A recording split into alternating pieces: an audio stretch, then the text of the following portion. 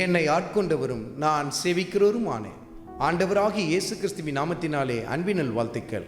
கிறிஸ்து இயேசுவுக்குள் மிகவும் பிரியமான அன்பு சகோதர சகோதரிகளே, அப்போஸ்தலனாகிய பவுல் கொரிந்திய சபைக்கு எழுதின 2வது நிருபத்தில் 6வது அதிகாரத்தில் 3வது வசனத்தில், இந்த ஊழியம் குற்றப்படாதபடிக்கு நாங்கள் யாதொன்றிலும் இடரல் உண்டாக்காமல் எவ்விதத்தினாலேயும் எங்களை தேவ ஊழியக்காரராக விளங்க பண்ணுகிறோம். கர்த்தருடைய ஆவியானவர் இந்த இடத்தில் எவ்வளவு அருமையாய் ஊழியக்காரர்களுக்கு சுட்டி காட்டுகிறார் பாருங்கள். கர்த்தருக்கு ஊழியம் செய்கிற அருமையான ஊழியக்காரர்களே, ஊழியக்காரிகளே, இந்த வசனத்தை சற்று கவனித்து பாருங்கள். உங்கள் கரங்களிலே கர்த்தர் கொடுத்திருக்கிற ஊழியம் உங்களுடையதல்ல, அது கர்த்தருடைய ஊழியம். அந்த ஊழியத்தை மற்றவர்கள் குற்றப்படுத்தி கொண்டிருக்கிறார்களா? உங்களை சுட்டிக்காட்டி பலவிதத்தில் தாறுமாறாய் பேசி கொண்டிருக்கிறார்களா?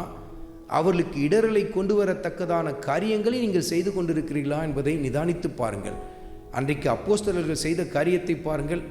எந்த விதத்திலும் இந்த ஊழியம் குற்றப்படுத்தப்படக்கூடாது, அதனால் எங்களை இடரலற்றவர்களாய் நாங்கள் நிறுத்துகிறோம், எல்லா விதத்திலும் எங்களை தேவனுடைய ஊழியக்காரர்களாய் நிறுத்துகிறோம் என்று சொல்லுகிறார்கள்.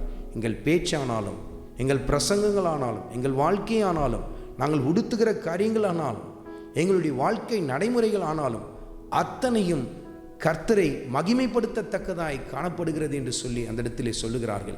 எந்த வகையிலும் மற்றவர்கள் எங்களை குற்றப்படுத்தக்கூடாது, எந்த வகையிலும் இந்த ஊழியம் மற்றவர்களுக்கு இடரலை கொண்டு வரக்கூடாது என்று சொல்லி அவர்கள் எவ்வளவு கண்ணும் கருத்துமாய் அதில் செயல்பட்டதை கர்த்தருடைய ஆவியானவர் சுட்டி காட்டுகிறார் பாருங்கள். ஆனால் இன்றைக்கு எத்தனை பேர் ஊழியக்காரர்களையும் ஊழியங்களையும் குற்றப்படுத்துகிறார்கள் அல்லவா? எவ்வளவு ஆடம்பரம், எவ்வளவு பகட்டான வாழ்க்கை, அப்பப்பா எவ்வளவு மேக்கப் பாருங்கள்.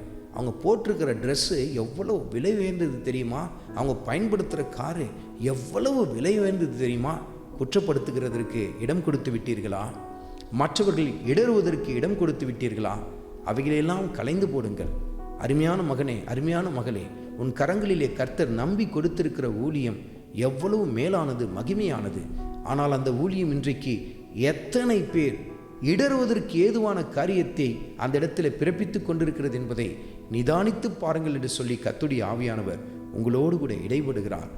கர்த்தருடைய வார்த்தையின்படி நம்முடைய வாழ்க்கை கட்டி எழுப்பப்படட்டும், ஊழியம் கட்டி எழுப்பப்படட்டும் என்று சொல்லி கர்த்தருடைய ஆவியானவர் சுட்டி காட்டுகிறார்.